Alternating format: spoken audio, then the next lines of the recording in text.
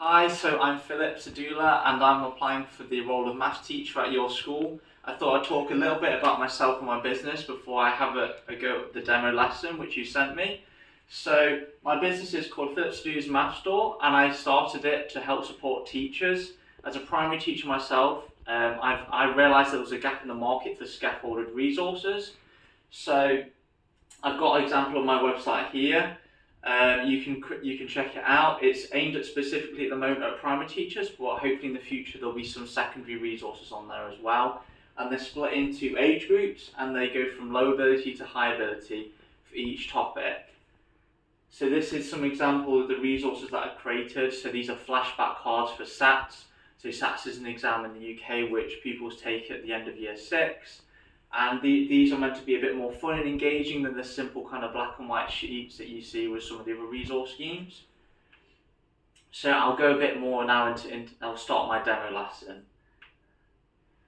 Okay everyone, so today we're going to be learning about quadratic equations. So can anyone tell me what a quadratic is?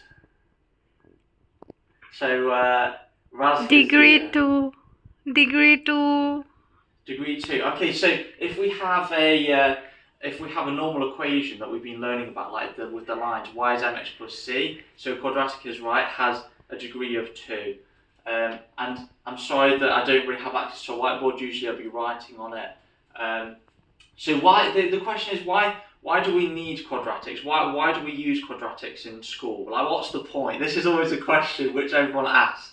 And for me, it's all to do with the fact that linear equations, what we've learned about before, which in the UK happens at about year 8, they're very simple lines. It's kind of boring. No one's that interested in lines.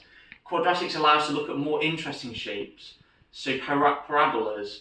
A parabola is like a bit of a cup shape. You can have a U-shaped one or an N-shaped one. And they have a nice formula which we can use, the quadratic formula, to help solve these equations. So if we had a power 3 equation, does anyone know what that would be called? Cubic. A cubic, perfect. So well done for putting your hand up. So a cubic equation would be degree power 3. Now why don't we use cubic equations at school?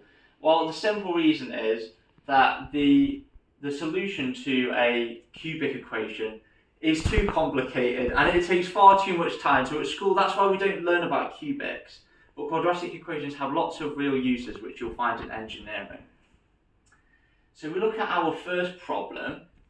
We've got a problem here about a field. So if we have a quick read of the problem, we've got a rectangular field, 52 meters long and 35 meters wide, has a path of width x around it.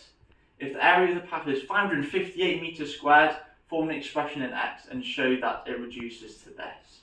So I want you to have a go by yourselves and see if you're able to solve it, and then we'll come back together in 5 minutes.